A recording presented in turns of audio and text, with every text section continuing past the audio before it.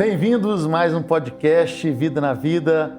Meu nome é Rodrigo Viana e hoje eu tenho a alegria de estar com meu amigo aqui, Everton Freitas. Seja bem-vindo, meu irmão. Obrigado, pastor. Isso aí. Pastor, mano? Por que pastor? Pra mim é só pastor Rodrigo, não conheço o Rodrigo ainda, é só o pastor Rodrigo. Verdade, galera. É uma alegria estar com o Everton aqui. O Everton, tenho conhecido o Everton já há algum tempo. Eu falo tenho conhecido, né? Porque as pessoas a gente vai conhecendo, né, Everton? É verdade. Na caminhada, no caminho. E é uma honra, mano, ser seu amigo, ser seu pastor e também praticar arte marcial, que é uma coisa que eu sei que você gosta muito. Com certeza. E qual arte marcial que você gosta, Everton? Cara, a que eu pratico, obviamente, que é o Kung Fu e o Sandá, que é o boxe chinês, que é uma coisa que estão bem interligadas. Mas, via de regra, eu gosto de arte marcial em geral. Acho que todas elas têm uma coisa que a gente consegue aprender consegue tirar algum ensinamento de todas essas artes marciais. Hein? E exatamente sobre isso, né, que a gente vai conversar hoje. Sobre esse intercâmbio, né, entre jiu-jitsu com propósito, kung fu, né, e o que um pode agregar para o outro. O Vida na Vida, né, o relacionamento entre pessoas, quando a gente se propõe a se doar, a entregar aquilo que nós temos, nós aprendemos muito. Uhum. Porque não é sobre o que eu sei, mas é o que eu posso compartilhar, né? E como eu vou estar aberto a aprender. E o que o jiu-jitsu, mano, desculpa, né? Eu já estou muito acostumado a falar sobre jiu-jitsu, mas o que o Kung Fu tem ensinado, mano? E como você conheceu o Kung Fu? Cara, acho que pra mim o Kung Fu ele me ajuda muito com um autocontrole. Então, assim, eu já pratico Kung Fu há 12 anos, faz agora metade do ano, vai fazer 12 anos. E 12 anos de muita intensidade, porque logo cedo eu comecei a trabalhar na academia, então eu ficava na academia quase que o dia inteiro, de manhã, de tarde, de noite eu estava envolvido com o Kung Fu, com o mundo do Kung Fu. Então eu sinto que apesar de eu ter uma personalidade às vezes mais explosiva, é ele que me ajuda a controlar mais esse ímpeto, essa explosividade, digamos assim, então ele me ajuda a me manter num estado mais neutro, assim. Cara, você me parece ser bem calmo, bem tranquilo. Só parece. É interessante que na luta é assim, né? Você olha para quem tá lutando, né? Ou com quem você tá lutando, e parece que aquela pessoa tá tranquila. Muitos conhecem o MMA, né? Vai ver uma luta de MMA, o cara tá ali, parece estar tranquilo, daqui a pouco, né, a luta acontece. E, cara, como que é interessante essa questão da luta, ela nos dá a oportunidade de aquele que é mais calmo, ele quando precisar, ele sai ali dessa calmaria e liga o botão ali, né, alerta, e aquele que está sempre alerta, proativo e, enfim, né, mais parecido com o Rodrigo, né, que o Rodrigo é assim, né, hiperativo, mas quando precisa, né, quando precisar de estar calmo, respirar, né, isso a luta nos equilibra. No Kung Fu, mano, qual a estratégia para quando você está assim, ó, naquele momento difícil, né, tomando golpes, qual a estratégia mental que você utiliza para entrar nesse modo equilíbrio aí? Eu não vou dizer pela arte marcial de maneira geral, mas pela minha experiência. Eu acho que tem muito a ver com a tua respiração. O foco na respiração ali durante uma luta, ela faz com que você consiga regular seus batimentos cardíacos, você consegue acalmar e manter o foco no que está acontecendo. Geralmente, quando eu estou dando aula para algum aluno e eu percebo que ele tem tido dificuldade em manter a luta seguindo, tem muito a ver com a respiração. Tanto pela questão de condicionamento físico mesmo, isso acaba afetando o desempenho físico dele, mas o desempenho emocional também. Porque eu até costumo dizer para os alunos que quando você perde o foco na sua respiração, você começa a ter efeitos parecidos com o de uma crise de ansiedade. Então você começa a ter um aumento muito rápido do batimento cardíaco, você começa a ter aquela visão de funil, você só consegue ver o que está na sua frente, aquela visão de túnel que o pessoal fala. Então tudo isso aí faz com que você perca muito do que você treinou. Então você entra num estado onde tudo aquilo que você treinou, mesmo algo que você tem uma frequência de praticar, você repita bastante, pode ser que se você não tem um controle emocional, você acabe perdendo ela na hora que você mais precisa. Interessante, Everton, que a gente não para de respirar, né? Sim. Alguém aí, é você que está aí do outro lado da câmera, como que você está? Está respirando, não está respirando? Mas muitas vezes nós não percebemos que estamos respirando. Na verdade, 98% do tempo que nós vivemos, nós não percebemos a respiração. Porém, quando estamos num momento difícil, né, a gente percebe que a gente precisa aprender a respirar. A gente aprende a respirar quando a gente nasce ou a gente aprende a respirar depois que entra no Kung Fu? Essa é uma pergunta, hein? Boa. Eu acho que a gente acha que sabe respirar. Se você for pegar um profissional que talvez trabalhe com essa parte, ele vai explicar de uma maneira até mais técnica do que eu. Mas assim, quantas vezes a gente vê que a pessoa está passando por uma situação às vezes de dificuldade, por exemplo, uma crise de ansiedade. Sim. A primeira coisa que fala assim, respira fundo. Exatamente. E aí a gente, naquele momento, a gente até assimila a informação, respira fundo, mas em outros momentos onde você está às vezes com o seu pensamento está turvo, você não sabe como lidar com seus pensamentos, está passando por uma situação difícil, às vezes você parar, respirar fundo, processar aquilo, voltar a um estado de calma, faz com que você consiga superar aquela dificuldade, né? Que legal, Everton, que legal. E não apenas a respiração, né? Com certeza o Kung Fu, ele tem muito, né? Assim como o Jiu-Jitsu, para nos ensinar para a vida. Quanto tempo, Everton, um aluno de Kung Fu passa num tatame numa semana? Depende muito, eu vou falar pela realidade do que eu vivo hoje. Os nossos alunos, geralmente, eles ficam 3, 4 horas num tatame, né, tipo, durante a semana. Então, eles vão, cada aula dura 1 hora, eles vão 3, 4 vezes. Então, geralmente, essa é a média aí que a gente tem de frequência. Olha que interessante, Everton, porque é uma porcentagem muito pequena do tempo do que a gente respira, né? Sim. A gente respira 100% do tempo de vida que nós temos. E olha, 3% talvez, no Jiu-Jitsu a gente fala isso, né? Que são 3% que a gente passa em cima do tatame. E quanto desses 3% são representativos? Uma boa qualidade de vida, uma boa filosofia de vida, né? Everton, qual que é o propósito que a gente pode entender, né, de se fazer uma arte marcial? Por que a pessoa deve fazer uma arte marcial? Do aspecto físico, tem a ver com o condicionamento da pessoa. Eu até falo que hoje em dia, se você for pesquisar, principalmente coisas mais tradicionais do Kung Fu, apesar de ele trabalhar muito com a defesa pessoal, com o combate, ele tem toda essa origem, acho que o principal foco tem a ver com a construção de um condicionamento físico, de um domínio do seu corpo, seja em coordenação motora ampla, a coordenação motora fina, você sentir o seu corpo e saber o que está acontecendo com ele durante momentos de dificuldade, como numa luta, por exemplo. Pelo aspecto emocional, tem a ver com toda a regulação emocional da pessoa, dela saber enfrentar momentos de dificuldade, entender o que está acontecendo. Um bom exemplo, ontem eu estava puxando uma aula para um aluno e ele estava fazendo uma técnica comigo e eu tinha que acertar ele com um aparador leve, só para justamente esse tipo de exercício. E aí uma candidata à instrutora estava fazendo com ele, e ela pegando super leve com o aluno, um aluno iniciante, claro. Aí ele falou assim, não, eu tô conseguindo fazer bem aqui. Eu falei, então deixa eu fazer com você. Aí eu fui fazer, primeira vez que ele tentou escapar do golpe, eu acertei a orelha dele. Ele, doeu. Eu falei assim, eu tenho certeza que não doeu, porque eu já fiz esse exercício. Então eu sei o que é receber esse golpe. Só que o seu estado emocional vai dizer para você que doeu. Então pare e analisa, doeu mesmo ou é a sua emoção, o seu ego que ficou ferido porque eu te acertei um pouco mais forte? E aí muitas vezes tem a ver com isso, tipo assim, será que o golpe que eu tomei ele foi forte mesmo ou só estou emocionalmente abalado? Porque às vezes eu planejei algo e não deu certo, frustrou a minha expectativa e agora eu tenho que recalcular tudo novamente. E às vezes a gente tem uma falsa percepção, entende aquilo como dor, mas na verdade é só um abalo emocional. Então o Kung Fu ajuda muito nesse aspecto também. E eu acho que hoje em dia, para muita situação, tem a ver também com a parte de relacionamento. Você está num ambiente onde você tem outras pessoas que têm interesse comum ao que você tem, faz com que, em um momento onde a gente tem muitas pessoas presas dentro de casa, que não convivem mais, que não tem mais essa facilidade de se relacionar, um ambiente como uma academia de arte marcial ali pode proporcionar muito disso para a pessoa, né? Que interessante. E assim, vamos colocar assim, o desconforto.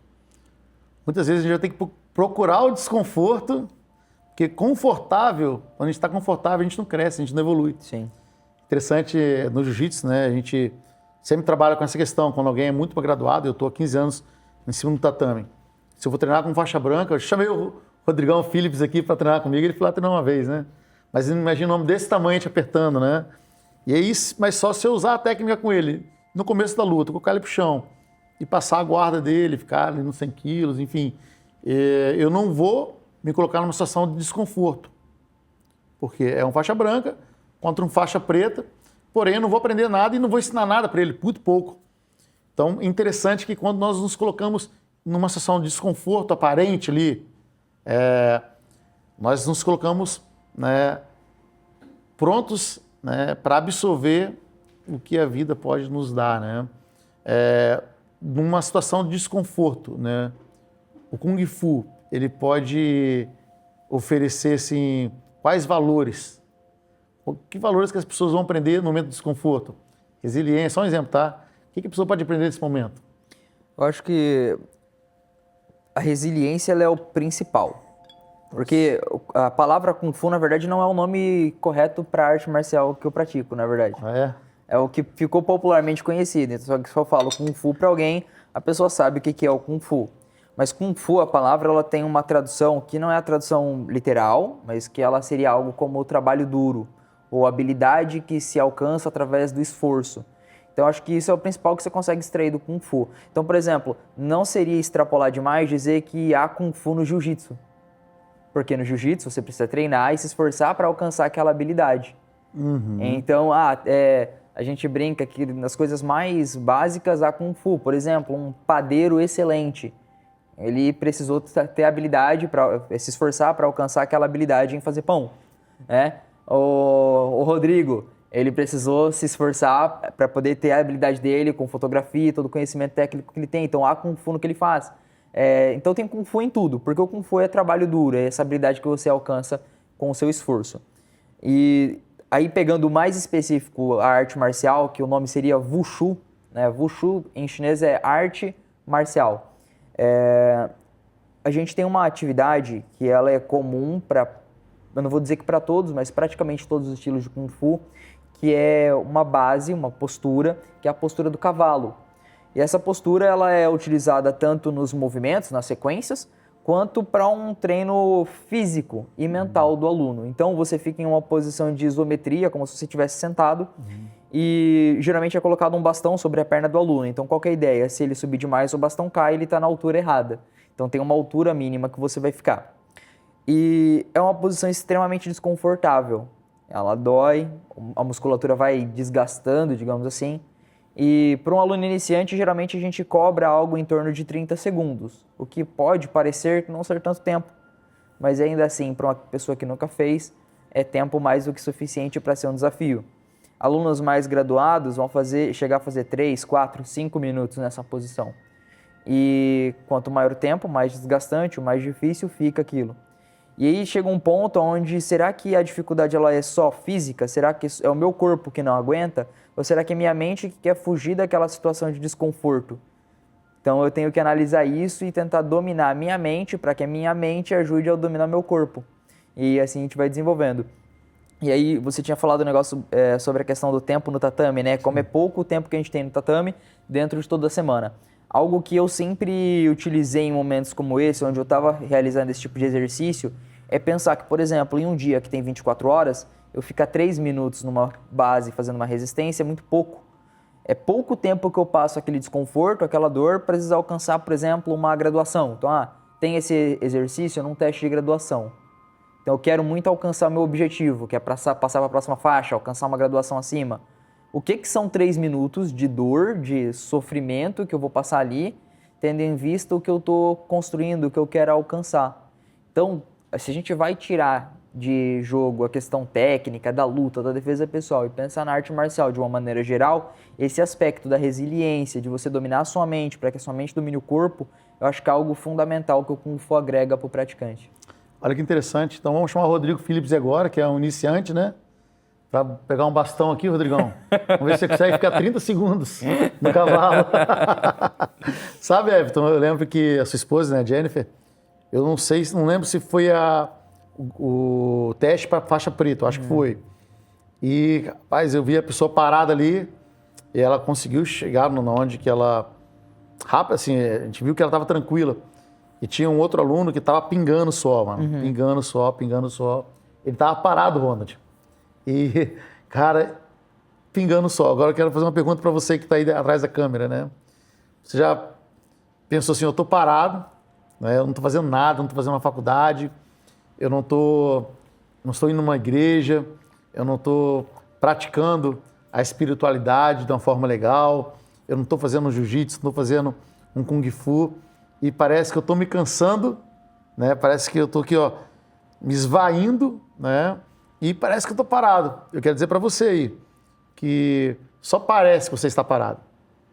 Mas se você estiver fazendo um esforço, né?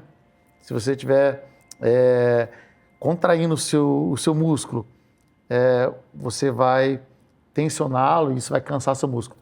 Se você não procurar uma atividade física, se você não procurar se movimentar, talvez levar seu cachorrinho para passear. O Rodrigão aqui falou que há uns 3 dias atrás, pastor, eu estou aqui, saindo aqui, estou indo para casa, aproveitei para caminhar. Foi com o cachorrinho, Rodrigo? Não, estava voltando do estúdio para casa. Voltando do estúdio para casa andando, né? Parece que a gente fica muito cansado de ficar parado. Então, muitas vezes a gente precisa se movimentar para descansar. Né? Isso é fato real. Talvez você esteja muito dentro do seu quarto, esteja muito parado dentro de uma depressão, e você precisa se movimentar. Porque se você continuar desse jeito, você vai até desmaiar. Chega ao ponto, né, da pessoa perder ali o sentido, quando ela fica muito tempo fazendo aquele esforço e parece estar parado. Então a gente precisa se movimentar, porque o exercício ele precisa de um tempo determinado. A gente tem uma meta para chegar, a gente tem um objetivo, porém o descanso nessa situação é o quê? É o se mexer, é mudar de posição, se mexer. Eu quero convidar você que está nos assistindo, né? Se você entendeu que você precisa fazer uma arte marcial, procure o Everton, procure fazer um Kung Fu, procure o Karatê, o Jiu-Jitsu, o Muay Thai, procure uma atividade física, porque se você continuar parado desse jeito, você não vai aguentar. Você vai perder, né, a consciência, você não vai chegar no propósito, né, que Deus te criou. E é sobre isso que eu quero falar com você agora. Everton, qual o propósito de vida que Deus ele compartilhou com você? Num aspecto mais pessoal, você diz. Pode ser pessoal, pode ser profissional, pode ser... Eu acho que assim, dentro de uma área mais pessoal, profissional, esse aspecto mais do meu cotidiano, eu sinto que para mim a questão é ajudar as pessoas em vários âmbitos. Então tem a questão do ensino. Hoje eu dou aula de Kung Fu, minha profissão é dar aula de Kung Fu hoje. Então, tem muito de a gente ajudar pessoas que passam por inúmeras situações no dia a dia e que buscam na arte marcial uma fuga da situação que elas vivem. Seja às vezes por uma questão emocional, precisa da arte marcial para regular aquilo, seja por uma questão física, está procurando uma maneira de melhorar o seu condicionamento físico e fazer com que isso seja uma saída de uma vida sedentária para ela, etc. E às vezes até mesmo, como eu falei, relacional. Ela está ali para que ela quer se aproximar de pessoas e o Kung Fu ele trabalha muito esse vínculo. Tem vários aspectos dentro do Kung Fu que vão trabalhar isso aí. E também na questão de utilizar a arte marcial que eu pratico para ajudar as pessoas para que elas possam se defender também. Então tem o lado da defesa pessoal dentro da arte marcial. Eu acho que isso é um fator importante. A gente sabe que o mundo ele é cada vez mais perigoso, né? A gente passa por situações de cada vez mais risco. Mesmo na nossa cidade, que é uma cidade considerada tranquila, a gente vê que tem crescido situações de violência, então a gente tem que estar preparado para tudo. E para mim o meu propósito é guiar as pessoas nesse sentido, seja ensinando para elas uma arte marcial, algo que elas vão levar para a vida delas, mas também propiciando maneiras para que elas possam se defender e cuidar das pessoas que são importantes para elas também. Pô, que legal, cara. Assim, dentro do Vida na Vida, né, desse podcast que nós estamos aqui fazendo esse episódio, você me fala que o relacionamento ele tem um propósito. Deus ele se relacionou com o homem com um propósito muito bem definido. Se você não conhece esse propósito, quero te convidar a conhecer. A gente pode conversar um dia, a gente pode procurar, né, estudar na palavra de Deus, que é a Bíblia, qual o propósito, né, de Deus ter criado o homem. E Deus, assim ele cria o relacionamento, né, o vida na vida com o ser humano, e todo relacionamento tem um propósito, né? Eu estou aqui com o Everton, e eu tenho certeza que esse aqui não vai ser o último encontro. Então, como, né, esse podcast também vai ter outros episódios, os relacionamentos eles vão seguindo, né? E se a gente não entender o propósito, a gente dá soco em vão, a gente dá chute em vão, é aquele soco no ar, né? Quando você erra o jab, você errou a distância, porque o jab, né, é para encontrar a distância. Se você ainda não entendeu a distância, você vai dar jab sem precisar e vai tomar um contragolpe. Sim. No jiu-jitsu a gente fala de fazer força errada, né? Quando você empurra muito a pessoa, estica os braços, você expõe as articulações. Às vezes a gente faz força em vão, porque a gente não entendeu o propósito ainda, né, do que está acontecendo ali. Se você ainda não entendeu o porquê que você existe, né, procure parar um pouco e analisar, né, onde nós estamos, da onde nós viemos e para onde nós vamos. Porque entendendo o propósito, tudo fica mais fácil. E eu estava falando aqui sobre essa questão, a pessoa pode ter muito dinheiro, ela pode ter muito poder, ela pode ter muitos relacionamentos, mas se ela não entender o propósito, ela vai andar em ciclos, né, e em uma espiral, e talvez ela não vai chegar no ponto onde que ela precisa chegar. Então, vamos entender o propósito de vida, né, para cada um, né, nós precisamos entender. E eu sei que o jiu-jitsu, né, com propósito, o Kung Fu com propósito, é uma ferramenta para que a gente possa evoluir e avançar. Everton, tem uma frase que eu falo bastante no tatame, quase todas as aulas eu falo, cara, do tatame para a vida. Né? Mesmo sendo pouco tempo que a gente está no tatame, mas ali nós temos muitas lições para a vida. Né? Na vida, né, social, né, no contexto social, na família, né, até quero que você apresente sua esposa, no contexto cristão, que eu sei que você até fala um pouco também sobre isso. Depois eu quero falar um pouco, né, quem você representa na minha família, no contexto da sociedade. Como você entende que a sua arte marcial, o Kung Fu, ela pode mudar a vida das pessoas? Como que você entende que o Kung Fu possa mudar a vida das pessoas? A arte marcial, de maneira geral, porque para mim, o Kung Fu, o Jiu-Jitsu, o Karatê, o Taekwondo, qualquer arte marcial que você for utilizar como exemplo, elas diferem, na verdade, na técnica. Eu acho que por trás da filosofia delas, geralmente, ela tem muito em comum. Tem a ver com a questão de você ter uma marcialidade, o respeito, até mesmo hierarquia em algumas situações. Eu acho que isso é algo que a gente tem perdido muito na sociedade hoje em dia. Eu trabalho muito com crianças e adolescentes, até mesmo na igreja, né? Então, a gente tem lá trabalho com os adolescentes também. E eu vejo que essa questão da concentração, o foco, a disciplina, o respeito, elas têm se perdido em alguns aspectos, em outros elas têm mudado, se é que eu posso utilizar esse tipo de termo, né? Como crianças e adolescentes eles se relacionam com as pessoas é diferente, entre eles também é diferente, e a gente, na minha percepção, a arte marcial ela vai tentar ainda manter essa essência intocada, digamos assim. Então, entender como é que eu me relaciono, por exemplo, com alguém que é mais graduado do que eu. Então, por exemplo, como é que lá no jiu-jitsu, como é que eu me relaciono, qual é o respeito que eu tenho com o mais graduado. No Kung Fu, a mesma ideia. Por exemplo, no Kung Fu, toda pessoa que ela é mais graduada do que você tem um termo para isso, que é o mesmo termo que a gente usa para instrutor, mas é para qualquer aluno mais velho, que seria Sirin. O que é Sirin? É o irmão mais velho. Então, qual que é o respeito que eu tenho com o meu irmão mais velho? Então, eu vou tratá-lo de uma maneira diferenciada. E, da mesma forma, o aluno que é menos graduado do que eu vai me tratar com esse respeito. Então, isso faz com que a gente ainda consiga manter esses elementos que são importantes dentro de uma sociedade moderna que tem perdido um pouco disso no seu dia a dia. Então, isso faz muito sentido até dentro dessa questão relacional. Eu peguei como exemplo a questão da nomenclatura. Muitas artes marciais tem por exemplo, no Karatê tem a figura do sensei, que é o professor, né? No Kung Fu, o termo que a gente usa é o Sifu ou Shifu, que ao mesmo tempo que significa pai, também tem a simbologia, o significado significa professor, significa pai também. Então você vê que dentro do Kung Fu tem muito essa estrutura familiar. Você tem o pai, você tem o irmão mais velho, o professor do seu professor, a nomenclatura seria sigum, seria algo como avô. Então você tenta manter essa estrutura familiar, não só na nomenclatura, mas no dia a dia do tatame também, né? Essa questão de respeito com os mais antigos, com os mais novos. Como é que eu faço para ajudar um aluno que é mais novo e apresentar para ele aquele universo novo que ele está se inserindo?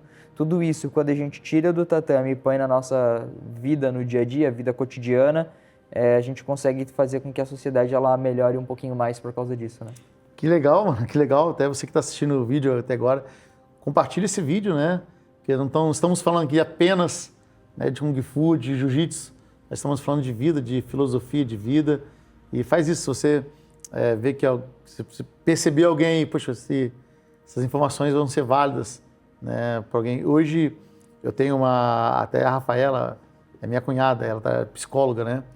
E há uns dias atrás eu estava conversando com ela sobre essa questão, né? Ela trabalha muito com autistas, né? Com crianças que têm hiperatividade, são ansiosas.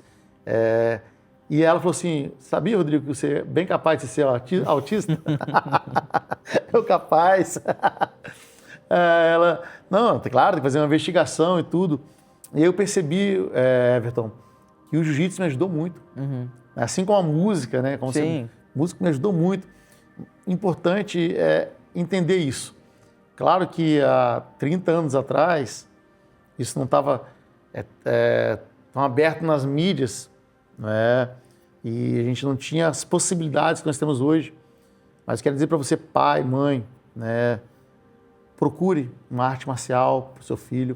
Tenho certeza lá que o Everton hoje, ou na Sete Jiu-Jitsu, nós estamos nos especializando a cada dia para que a arte marcial não seja apenas um passatempo no tatame, mas que tenha um propósito de vida, né? Que a gente possa ser uma ferramenta na vida dessas pessoas. Everton, uma outra situação, né? Agora saindo um pouquinho dessa questão da luta, da arte marcial, você é líder, né? Eu considero, né, você como pastor, um cuidador da minha filha, né, da Liz. E tem sido muito bom caminhar com vocês, você e sua esposa, tem caminhado junto nesse propósito. Como que é lidar com um adolescente, uma faixa etária aí, né, desafiadora? Como que é para você liderar um grupo de adolescentes na nossa igreja? Até quero marcar aqui, Igreja Batista Pedras Vivas. Se você tem um filho adolescente, uma filha adolescente, quero te convidar a estar participando de um dos nossos cultos, né? Os PGMs, daqui a pouco o Everton vai estar falando um pouco como você pode nos encontrar nas redes sociais. Mas diz para mim, como que é o seu trabalho com esses adolescentes, mano? Eu acho que, na minha percepção, a Jenny tem mais conexão com eles do que eu, né? Minha esposa, ela consegue se conectar mais com eles do que eu, até pela vida dela é mais até pela intenso. Personalidade dela e tal, acho que faz mais sentido, mas eu gosto muito de estar com eles, é um momento muito bom ali, onde eles compartilham as situações do dia a dia deles, eles me procuram a Jenny, no caso as meninas procuram a Jenny, para poder, às vezes, desabafar ou contar situações que eles estão passando e procurar por conselhos, da mesma forma que eu faço com o senhor também. Então, a gente vê como é algo que acaba sendo replicável, né? Então, por exemplo, você geralmente me ajuda e eu tenho aqueles com que eu ajudo também, que são os adolescentes, e sempre tem aqueles que a gente consegue se aproximar mais, outros eles são mais difíceis de serem acessados, mas a gente sabe que eles também dão importância para aquele momento. Tem as diferenças de personalidade de cada um também, e eu acho que um ponto principal nesse aspecto é saber lidar com a personalidade de cada um dentro de como ela é, né? Não dá para pegar todos os adolescentes, colocar dentro de uma mesma caixinha e querer tratar eles todos de uma mesma maneira. Então, por exemplo, tem dentro dos rapazes, dos adolescentes, tem alguns que, cara, se eu falar assim, ó, vamos lá em casa, vamos ficar a semana inteira lá em casa, eles vão. Se eu falar assim, cara, pô, vamos sair pra jogar uma bola, não tô afim. Então, tipo, cada um tem uma coisa assim, tem alguns que são mais de estar junto, de se relacionar mesmo, outros eles querem estar ali no sábado, que é o nosso encontro, eles vão lá, encontram os outros adolescentes, tem aquele momento, e é isso, eles são mais reservados, mas é muito gratificante quando você começa a perceber que a influência que você tem na vida daquela pessoa está fazendo com que ela cresça emocionalmente, pessoalmente, espiritualmente também, levar elas para mais próximos de Deus. Então, acho que é algo que é um trabalho que muitas vezes ele pode até parecer que ele não está dando um resultado, porque ele não dá um resultado tão direto, tão rápido, mas depois, pouco a pouco, você vai vendo aquela transformação. Hoje eu sei que, por exemplo, se a gente chegasse para aqueles adolescentes e falasse assim, ó, eu e a Jenny não estaremos mais com vocês, eles passariam por momentos de dificuldade emocional para lidar com aquilo, porque eles já se apegaram também a gente está ali com eles já têm essa confiança, que geralmente para o adolescente é uma parte muito difícil. Como é que eu vou criar um relacionamento onde eu consiga confiar em alguém para expor as coisas que eu estou passando, expor o meu íntimo na questão emocional e tal. Então, quando eles criam esse tipo de ligação, é algo que acaba ficando por muito tempo. Antes da gente assumir esse trabalho com os adolescentes de maneira geral, a gente tinha um grupo específico na igreja que a gente trabalhava, e que era também de adolescentes, mas uma galera um pouquinho mais velha. E quando a gente precisou deixá-los com outro líder responsável para a gente assumir esse trabalho, eu lembro como foi difícil para eles passar por essa transição. E ainda assim, mesmo depois dessa transição, muitos deles eles ainda vêm comigo ou com a Jenny para conversar, para desabafar um pouco muitas vezes também, porque esse vínculo que foi criado, essa confiança, ela permanece, indiferente se você é o líder deles naquele momento ou não. É um vínculo que é difícil de ser quebrado, e que bom que é difícil, a ideia é que não se quebre. Mas é legal ver como geralmente esse momento de confiança, esse vínculo de confiança que é gerado, ele é muito forte e muito duradouro, né? É interessante. É você que tem um filho adolescente, né, e não está nesse contexto, procure, né, um lugar onde que você vai encontrar líderes como o Everton e a Jennifer. Eu estou falando aqui porque a minha filha faz parte desse grupo, chama Mover, né? Isso. Você pode encontrar aí nas redes sociais, ou Igreja Batista Pedras Vivas em Joinville, ou Mover, né, que é o nosso grupo de adolescentes. E isso faz toda a diferença, né? Se você for católico, espírita, aqui nós não estamos falando sobre religião, mas ter um ambiente onde os nossos adolescentes possam encontrar, né, relacionamentos saudáveis, né, o Vida na Vida, que é o tema desse podcast, e isso faz toda a diferença em qualquer faixa etária, né, sendo adolescente, sendo igual o Ronald que é jovem, Rodrigo Phillips que é idoso, né, qualquer faixa etária, os relacionamentos fazem muita diferença. Eu quero falar sobre isso, relacionamentos. No tatame não é diferente, né? Qualquer lugar onde você está, aonde a gente pode pensar assim, onde não existe relacionamento. Semana passada eu estava atendendo uma pessoa que está depressiva, passa muito tempo no computador, passa muito tempo dentro de um quarto, mas ali dentro, Everton, ela se relaciona com muitas pessoas. Isso tem aumentado até essa depressão. Por quê? Porque ela se sente abastecida no relacionamento virtual. Porém, isso está trazendo desequilíbrio, porque ela não sai mais de casa, ela não pega um sol, ela não vai numa piscina, ela não vai num shopping, ela não vê mais pessoas. E aí essa pessoa já está começando a usar remédios, né? Ela está precisando de apoio, né, da medicina e psicológico. Isso já afetou a parte espiritual. A nossa vida, ela precisa ser equilibrada. E como os relacionamentos são importantes, né? Quero que, se você puder, Everton, assim, dá um conselho aí para quem talvez esteja nessa situação. Será que é fácil confiar em alguém? Poxa, eu não me relaciono porque eu não confio.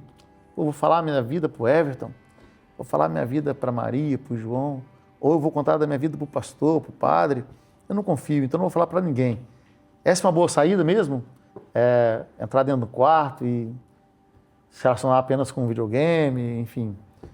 Qual é um conselho para uma pessoa que está nessa situação, Everton? Eu acho que confiança ela é um trabalho de longa duração. Então, a confiança ela parte a partir do relacionamento. Então, quanto mais eu me relaciono com uma pessoa, mais confiança eu gero nela. Eu simplesmente, por exemplo, não conheço o pastor Rodrigo, Mas no primeiro momento onde eu conheci ele, eu já vou expor coisas que são muito pessoais para mim. E vamos tirar aqui da jogada que é pastor. Eu conheci o Rodrigo Viana. E a primeira vez que eu conheço ele, eu começo a contar coisas que são muito particulares para mim. Isso pode aumentar o risco de eu acabar me frustrando e dificultando mais que eu confie numa próxima pessoa. E já que a confiança ela parte de um relacionamento, eu preciso me expor a me relacionar com as pessoas. Então, quando eu vou pro lado oposto, me tranco, fico sozinho, eu não me relaciono com outras pessoas, eu com certeza vou ter muita dificuldade em confiar em alguém. E aí entra até a questão do link com a arte marcial, né? A gente precisa se expor às vezes para alcançar um objetivo. Então, pegando, por exemplo, a luta em pé como o Kung Fu, eu preciso me expor às vezes a tomar um golpe na costela, porque eu preciso fazer um golpe com o braço. A minha costela ela vai ficar exposta, mesmo que por um pouco de tempo ela vai ficar exposta, mas eu preciso atingir aquele objetivo. Ou eu preciso trabalhar uma queda, né? No stand-up, principalmente, a gente tem o trabalho de projeções, quedas, etc. E eu preciso fazer uma queda onde eu vou trabalhar com um movimento de clinch de chute. Mas o meu adversário não está chutando. Eu preciso estimular ele a me chutar, trazer aquilo. Para isso eu vou me expor. E aí a hora que ele chutar eu vou conseguir trabalhar e alcançar o meu objetivo. No relacionamento é a mesma ideia. Eu preciso me expor um pouquinho, de pouquinho em pouquinho. Para ir eu gerando aquela confiança, entender realmente se é uma pessoa com quem eu posso contar, se é uma pessoa que ela é confiável. Uma vez eu li um livro que ele falava sobre essa questão do relacionamento, de amizades, etc. E quantas pessoas, por exemplo, o senhor que é pastor, quantas pessoas você não conhece no seu dia a dia? Inúmeras, você conhece muitas pessoas. Todas elas são pessoas com quem você pode contar para se abrir? Muito dificilmente. Então a gente tem que saber entender os papéis que cada pessoa tem na nossa vida. Então tem pessoas que são os nossos colegas, né? Você conhece do trabalho, conhece da faculdade, da escola. E você vai ter ali momentos divertidos, vai às vezes contar com ela para alguma situação específica. Por exemplo, lá no trabalho tem que apresentar um projeto, eu preciso contar com aquela pessoa. E eu vou confiar a ela aquele tipo de situação que é inerente ao trabalho. Isso. Agora não, eu estou passando por uma situação pessoal, então eu tenho que buscar alguém que já tem um relacionamento mais pessoal comigo, que já me conhece de um tempo maior, ou que às vezes até mesmo o tempo de amizade, ele às vezes é curto, mas ele foi um tempo de amizade muito intenso, a pessoa já passou por muitas coisas com você. Então ela é o tipo de pessoa em quem você pode confiar. Então acho que se expor para ter esse tipo de relacionamento com as pessoas e você aí tendo, claro, a sabedoria para ir filtrando e colocando, vou usar esse termo, mas colocar essas amizades dentro de caixinhas específicas, saber selecionar quem são os amigos próximos, quem são aqueles colegas do dia a dia, as pessoas que você conhece, quem são as suas conexões, etc. Isso aí faz com que você consiga confiar mais nas pessoas, sendo assertivo, e não só confiar por confiar, mas confiar sabendo que realmente aquela pessoa vai corresponder àquela expectativa que você tem. Cara, muito bom, Everton, muito bom. Você falando, veio a minha memória aqui, algo que a Bíblia fala, né? Quero trazer memória aquilo que me dá a esperança. E olhando para a vida do meu mestre, né, que é o meu Sifu, né, que é Jesus, que é aquele que eu olho para os exemplos dele, cara, e não tem como não relacionar os níveis de relacionamento. Jesus, ele tinha 3 amigos muito perto, que era Pedro, Tiago e João. Ele pescava junto com os caras. Se tivesse no meu contexto hoje, ele chamaria os caras para um rola ali, sabe? Treinaria os 3 juntos. E próximo dele, ele tinha 12 amigos, né, que eram os discípulos de Jesus. E aí esses amigos, eles viajavam junto, né? Eles iam de uma cidade para outra e Jesus levava esses amigos com ele. Em um outro nível de relacionamento, Jesus tinha as famílias dessas pessoas. Uhum. A gente já vê bem claro ali no casamento, onde Jesus ele praticou o primeiro milagre, né? Ali estavam algumas pessoas e as famílias, né? Jesus foi convidado para esse casamento e ele ia numa festa, tinha bem mais de 20, 30, 50 pessoas e tinha um outro grupo, que eram as multidões, que quando Jesus ele repartia o pão, o peixe, quando ele fazia alguns milagres, no Sermão do Monte, Jesus ele pregou e as pessoas iam se chegando e ele falava para muitas pessoas. Talvez esse podcast ele chegue a mais pessoas e talvez eu nem tenha contato, ou vá ter contato com essas pessoas, mas de alguma forma eu estou lançando luz sobre elas. Sim. E é interessante que os relacionamentos são assim, a gente lança luz, né? mas nós precisamos de entender que para haver essa confiança precisa de haver um depósito, né? Talvez você não tenha em quem confiar, mas vai uma pergunta, né? Será que você já abriu? Será que você depositou, fez o depósito? Será que você já investiu na vida de alguém? Tem um cara aqui que está nessa sala, mano, que sou muito grato a Deus pela vida dele, que é o Rodrigo Philips, né? E há algum tempo a gente caminhou junto e eu sou muito grato a Deus pela vida dele, né? E se ele me convidou para estar aqui, é porque de alguma maneira, né? Ele e eu, a gente já fez esses depósitos, a gente tem parceria, já fui na casa dele tomar café, já foi na minha casa tomar café. Eu conheço a família dele, ele conhece a minha família. E é muito bom, Rodrigo, ser seu amigo. E assim, ó, se eu quiser agora me aprofundar mais com o Rodrigo, o que eu preciso fazer? Mais depósito. Preciso convidar o Rodrigo para ir mais lá em casa, hein, Rodrigão? Preciso aceitar mais os convites dele para estar aqui no estúdio. Então eu preciso de me abrir esse relacionamento. Porque muitas pessoas vêm para mim e falam assim, puxa vida, eu não confio em ninguém. Aí eu conheço um cara como o Ronald, que está com a gente aqui, né? Como que você não confia no Ronald? Cara altamente confiável, gente boa. Mas talvez o cara não se abriu ao Ronald, não se abriu a Maria, não se abriu ao João. Aí fala, eu não confio em ninguém. Talvez você tenha tido um relacionamento que te expôs, que te machucou, e você não curtiu e não foi legal mesmo. Isso precisa de ficar para trás, né? Isso não foi um bom exemplo, ok? Porém, isso não pode fazer com que eu não tenha outros relacionamentos, não busque mais as amizades, porque senão eu vou perder muito. Se eu não tivesse relacionamento com o Everton, eu não convidaria ele para estar comigo aqui. E a gente ia perder tudo isso que a gente ganhou, né, nesse tempo. Então, eu quero te convidar, né, a observar o que o Everton falou. Se você chegou agora, volta um pouquinho o vídeo, né? Preste atenção no nível de relacionamento. Tem gente, Everton, que Deus nos coloca ao nosso lado para festas, para a gente comemorar, celebrar, fazer churrasco. Essa pessoa talvez não será a mesma que você vá contar os detalhes do seu casamento. Essa pessoa é boa para festejar, mas para ouvir, né, aqueles detalhes do casamento, ela não é uma pessoa boa. Sim. Tem pessoas que Deus colocou na tua vida para que você possa ter uma visão do futuro melhor, visão de negócio, uma visão multiplicadora. Cara, que aí essa pessoa ela tem, estudou muito sobre isso, ela vai saber sobre onde dá lucro, não dá lucro, bolsa de valores, eu não sei, eu sou fraco disso aí. Uhum. Mas eu vou precisar desses relacionamentos para que eu possa, né, cuidar bem daquilo que Deus me deu. A pessoa, né, que estudou mais sobre assuntos que eu não estudei. Mas talvez essa pessoa não será meu melhor amigo. Talvez eu não vá deitar no peito daquela pessoa como Jesus fez com João. Jesus deitou no peito de João. Pensa que massa, né, velho? Assim, ele olhou no olho de Pedro e falou, Pedro, eu sei, né? Eu sei que você está me traindo agora, mas a gente vai ter um encontro ainda. Cara, e eu quero trazer isso agora, talvez já encaminhando para o final. Até pedir para o Rodrigo, está na hora, Rodrigo, de falar muito? Faltando um pouquinho ainda, né? 45, então. Então eu quero falar com você sobre o seguinte, Jesus olhou no olho do Pedro e falou assim, Pedro, não preciso te dizer com palavras, né? Mas ele olhou e falou assim, ó, ainda terei um encontro com você. E depois de tudo aquilo que aconteceu, a crucificação, né? E Pedro, ele fugiu. Mas teve um dia que Jesus olhou no olho do Pedro e falou, cara, eu quero contar contigo. Pastorei as minhas ovelhas. Né? Você me negou, você fugiu, você disse que não era meu amigo. Porém, eu te perdoo. E nós vamos seguir esse projeto, esse processo, né? Esse propósito. Ele confiou a Pedro uma missão, mano, de pastorear a igreja, né? Uhum. Jesus é a pedra angular.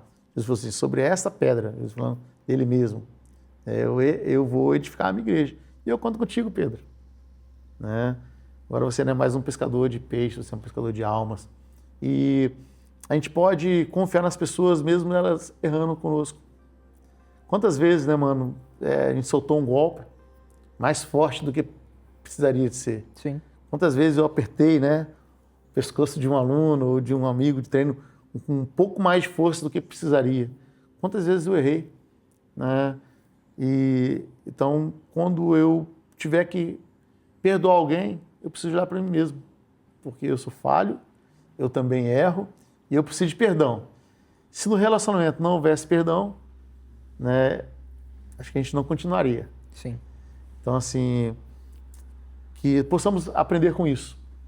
Né? O Vida na Vida, ele requer o perdão, ele requer um recomeço, ele requer novos ciclos, mas uma frase que eu quero trazer isso e para mim isso faz muito sentido, mano, que não desistimos de ninguém. Né? Quando a gente começou um projeto social chamado Jiu-Jitsu com Propósito, é uma frase que era latente naquela época, até hoje eu falo muito, mas a gente não desiste de ninguém. Não importa o que essa pessoa faça, não importa o erro que ela cometa, mas nós não desistimos dela. Uhum. Ela pode desistir de nós. Se alguém chegar no tatame e fazer, eu não quero mais treinar, estou indo embora, eu não vou mais treinar, não quero mais fazer jiu-jitsu. Ela tem o direito, né? A gente não vai pegar a pessoa, pegar a faixa dela e amarrar ela, né? Lá na academia. Porém, eu não tenho o direito de desistir daquela pessoa porque um dia Jesus me comprou com alto preço e mesmo pecando, ele não desistiu de mim. Sim. Mesmo errando, ele não desistiu de mim. Então, por que se alguém errar comigo, né? Ou que esteja próximo, ou que seja mais distante, por que eu vou desistir dela? Por que eu não vou me relacionar com ela mais? Isso vale para os relacionamentos. E aí, talvez, para a gente buscar um fechamento, mas perde a confiança, né, mano? Você tem aquela luta lá no Kung Fu que você não confia, que você sempre tem que estar com a guarda alta. Existe aquele aluno, ou aquele parceiro de treino que assim, esse cara, né, ele não dá para confiar plenamente. Então, sempre a gente precisa de estar...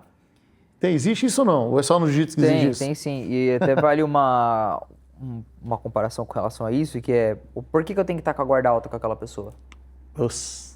É porque ela tem uma maldade inerente, ela vai querer lutar mais forte, ou porque ela ainda não sabe nem controlar ela mesma e ela precisa ir desenvolvendo aquilo ainda e eu preciso dessa chance para ela para que ela possa desenvolver isso. Então, tem alguns casos, por exemplo, a gente está trabalhando com um aluno mais iniciante, ele já não é tão iniciante que ele não deva fazer um sparring, por exemplo, ou né, um rola lá no Gil, mas ele também ainda não é tão avançado que ele tem um domínio perfeito do que ele está fazendo. Ele está naquele meio termo onde ele precisa começar a desenvolver aquilo. Só que, por exemplo, às vezes ele ainda não consegue controlar a força do impacto que ele vai ter num movimento. Ele vai colocar mais força quando não precisa, ou até menos quando precisar, vai ter um pouco mais de força no movimento. Só que isso é porque ele ainda está desenvolvendo aquela habilidade, ele precisa desenvolver aquilo. Acho que na questão da confiança também a gente tem esse tipo de situação.